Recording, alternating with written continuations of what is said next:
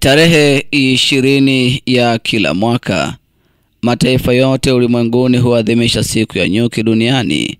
Siku hii huangazia mazingira ya wachafushaji ili kuboresha hali ya maisha yao, ili nyuki na wachafushaji wengine waweze kustawi.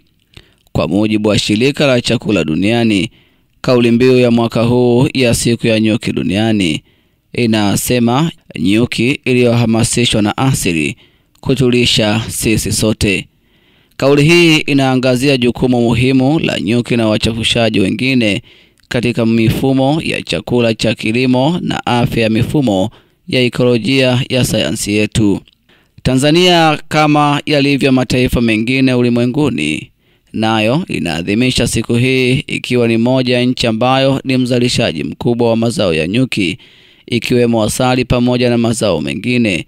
Sherehe hizi zinafanyika mkoani Dodoma, huku mgeni rasmi katika maadhimisho hayo ni Waziri Mkuu wa Jamhuri ya Muungano wa Tanzania, Kassim Majaliwa. Nchini Tanzania, kauli mbiu ya maadhimisho haya mwaka huu inasema nyuki ni uhai na uchumi imara, tuwahifadhi. Ili kufahamu malengo ya kauli mbiu hii, nimemtafuta Peter Mfuse ambaye ni mkufunzi wa chuo cha mafunzo ya nyuki, ambaye naye mbali na kueleza kuhusiana malengo ya kauli mbiu hii na maana yake, ameeleza pia umuhimu wa siku hii kwa wadau wa nyuki. Kwa majina naitwa Peter Mfuse, ni mkufunzi pia ni afisa nyuki kutoka chuo cha mafunzo ufugaji nyuki Tabora. Kama tunavyojua, leo ni tarehe 20 mwezi wa 5 2025. Kidunia tunamwenzi mdudu nyuki.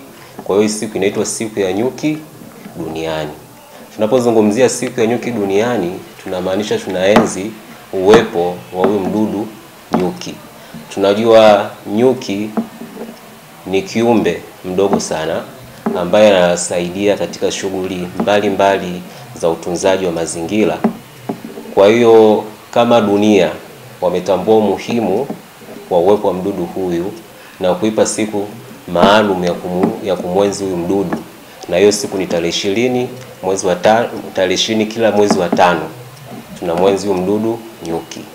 Kauli mbiu ya mwaka huu inasema nyuki ni uhai na uchumi imara, tuwahifadhi. Hapa unachokimaanisha, katika uchumi kuna sekta mbalimbali ambazo zinazungumziwa katika uchumi, na tukiangalia kuanzia sekta ya kilimo inamtegemea hasa mdudu nyuki kufanikisha shughuli zote za kilimo, hususan kwenye uchavushaji. Na kama tunavyojua, kwa asilimia kubwa duniani tunaambiwa, kwa research ambazo zimefanyika au tafiti zilizofanyika, tunaambiwa nyuki ndo mdudu ambaye anafanya uchavushaji kwa asilimia kubwa ya mazao yote, kwa takriban asilimia 70 na kuendelea. Kwa hiyo tunaona kwa asilimia 70 kama inafanywa na nyuki, asilimia 30 inafanywa na wadudu wengine na njia nyingine ambazo zinatumika kufanya uchavushaji. Kwa hiyo tunaona endapo mdudu akija akapotea, nadhani tunapata picha tutakuwepo wapi, hususan kwenye mambo ya vyakula na mazingira kiujumla. Na kitu kingine, kupitia labda misitu, na ndio maana nyuki tumeweka katika sekta ya misitu, kwa sababu kupitia misitu tunapata mvua, ambazo hiyo misitu, hiyo miti haiwezi kukua bila kufanywa uchavushaji, na uchavushaji kwa asilimia kubwa unafanya mdudu nyuki na wadudu wengine, ila kwa asilimia kubwa ni nyuki ambayo tunamtegemea. Kupitia umuhimu wa mdudu huyu, ndio maana dunia ikatambua na kuamua kutenga siku maalum kwa ajili ya kumwenzi huyu mdudu. Kwa sisi hapa Tanzania, kauli mbiu yetu kama nilivyoisema ndio hiyo, kwamba nyuki ni uhai na uchumi imara, tuwahifadhi. Kwa hiyo kupitia nyuki tunapata faida mbalimbali, na ndio maana tunasisitiza sana tuwahifadhi. Kwa sisi hapa kama chuo tumeshiriki Dodoma, na hapa pia Tabora tutashiriki katika viunga vyetu vya chuo, ambapo tumeandaa dawati ambalo litakuwa linatoa ushauri na mafunzo na maelekezo mengine mbalimbali ya uhusiano na sekta nzima ya ufugaji nyuki, kuanzia ufugaji, kuanzia jinsi namna ya kuchakata mazao yake, kuanzia jinsi namna gani unaweza ukafanya utaratibu wa kumanage makundi mbalimbali ya nyuki, ili mkulima au mtu ambaye anataka kuanza kufanya shughuli za ufugaji nyuki aweze kupata faida bila kupata hasara na kupoteza muda. Licha ya juhudi na mafanikio ambayo yamefikiwa katika sekta hii nchini Tanzania, lakini bado sekta hii imekuwa ikikabiliwa na changamoto nyingi, ikiwemo watu kuwa na imani potofu juu ya sekta hiyo, kwani wengi wanaamini kuwa ufugaji wa nyuki hufanywa na wazee au wastaafu, pamoja na changamoto za maendeleo ya sayansi na teknolojia.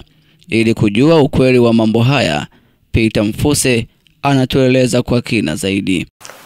Changamoto kubwa ambayo inaikumba sekta ya ufugaji nyuki ni ushiriki. Asilimia kubwa tunaamini kazi ya ufugaji nyuki ni kazi ya watu ambao wameshaenda umri, tunamaanisha wazee. Ukiangalia asilimia kubwa ya vijana imekuwa ni jambo ambalo kidogo kwa limekuwa ni changamoto. Lakini kupitia elimu na kupitia nguvu na jitihada ambazo serikali zinaifanya kuwezesha vijana, kuwezesha vikundi mbalimbali na kuwapa uwezeshwaji wa mikopo kupitia hizo halmashauri na taasisi nyingine, tunaona vijana sasa nao pia wameanza kuamka. Lakini changamoto kubwa ni ushiriki, ambao ushiriki tunaona ni wanaoshiriki sana ni watu wazima au wazee ambao umri umeenda au wastaafu muda mwingine tunawaita, kuliko vijana. Na changamoto nyingine pia ni elimu.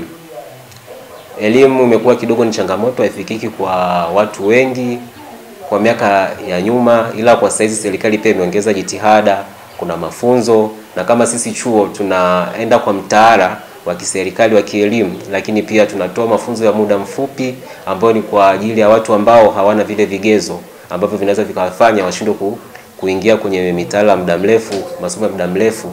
Wanaweza kupitia hapa wakapata masomo ya muda mfupi wakaelewa, na pia tunafundisha kwa lugha nyepesi, lugha zoefu au lugha mama ambayo ni Kiswahili.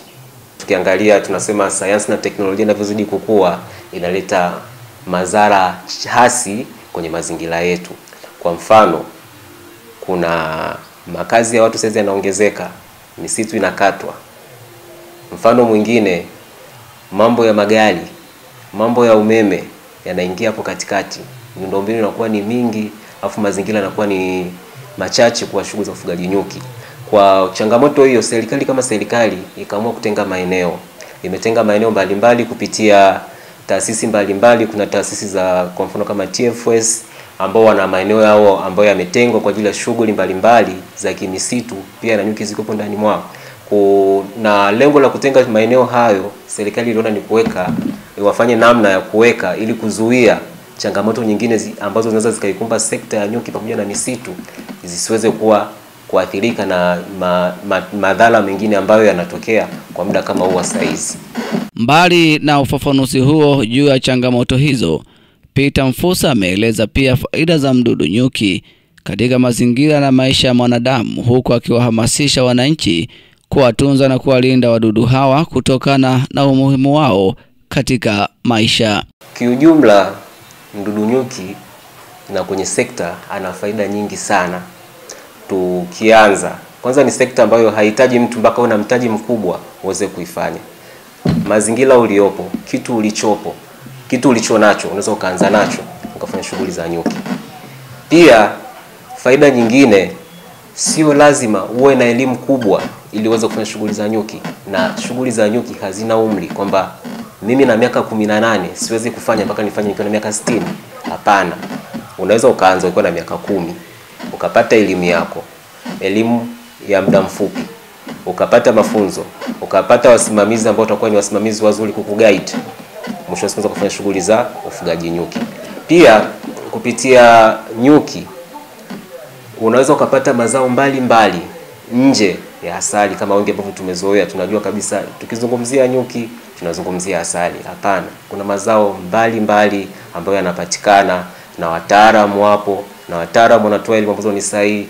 Na licha mazao hayo mengine, pia kuna mazao ambayo unaweza kaongezea thamani, ukapata vipodozi, ukapata mafuta mbalimbali, ukapata kutengeneza sijui mikate, kutengeneza vitu tofauti tofauti, shoe polish, vya kungalisha viatu, mambo ya kubadilisha rangi kwenye nguo kupitia mazao mbalimbali ambayo yanapatikana kwa nyuki. Kwa hiyo nawashauri watu ambao wanadhani hizi shughuli inaweza zikafanywa na watu wazima, hapana.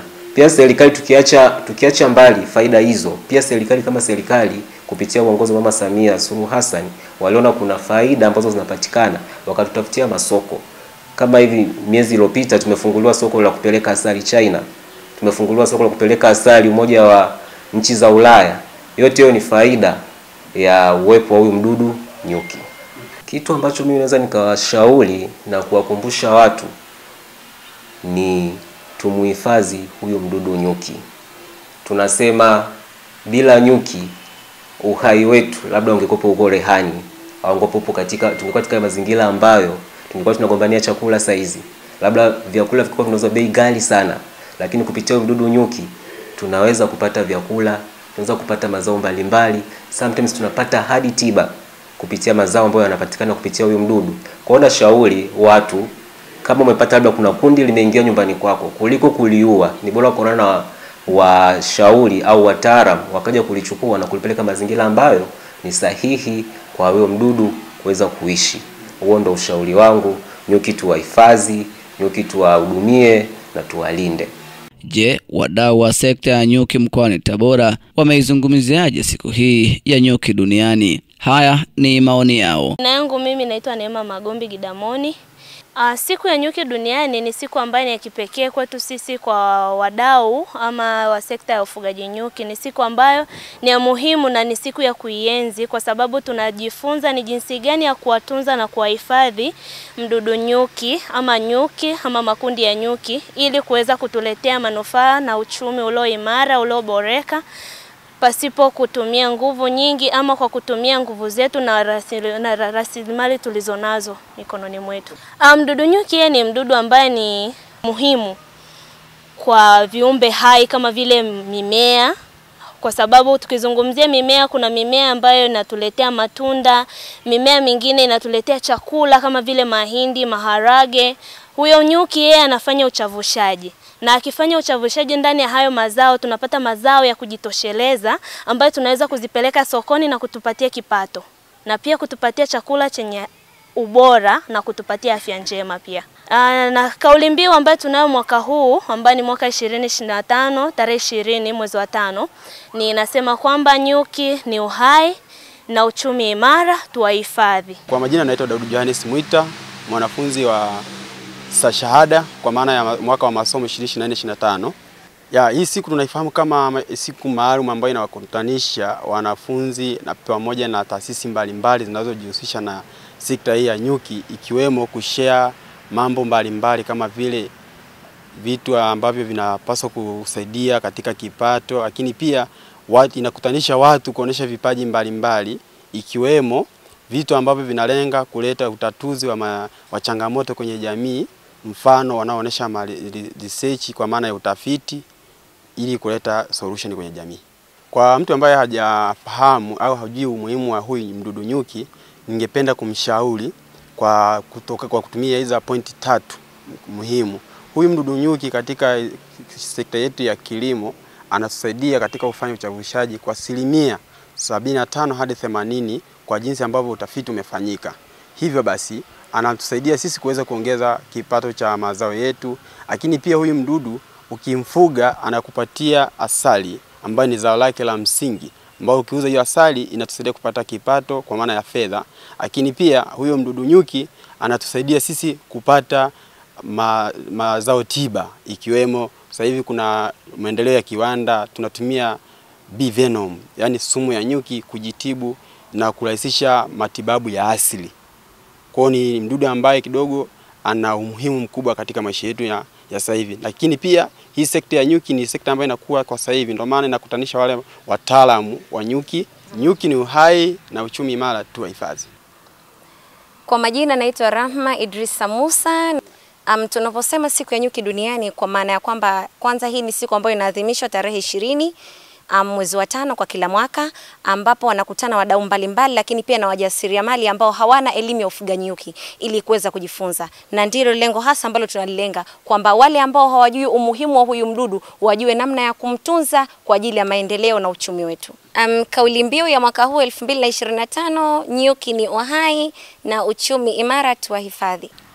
Naitwa Thomas Lameck Manumbu, Tunaposema siku ya nyuki duniani, tuna maana ya kwamba tunaendelea kumwenzi mdudu nyuki kutokana na faida anazotupatia sisi katika mazingira yetu. Nyuki ana umuhimu mkubwa katika mazingira yetu, hususani kuendeleza kizazi cha misitu na mimea mingi kwenye mazingira yetu. Nikiwa na maana ya kwamba huyu mdudu nyuki ndiye anahusika kufanya uchavushaji kwa mazingira yetu. 75% hadi 80% mazao yote yanachavushwa na mdudu nyuki. Lakini pia nyuki anayo faida kubwa. Anatupatia asali ambalo ni zao lake, anatupatia chavua, hilo na lenyewe ni zao la nyuki, anatupatia mbochi, ni zao linalotokana na nyuki. Lakini bado kuna mazao mengine kama sumu ya nyuki, maziwa ya nyuki, hayo yote tunayapata kutoka kwa mdudu nyuki. Kwa hiyo anazo faida kubwa sana kwa miili yetu na kwa mazingira. Asali tunaitumia kama chakula, lakini pia ni tiba. Kauli mbiu ya mwaka huu inasema nyuki ni uhai na uchumi imara, tuwahifadhi. Ama hakika nyuki ni uhai na uchumi imara, tuwahifadhi. Niliyekuletea simulizi hii ni mimi Faustin Madilisha. Hadi wakati mwingine.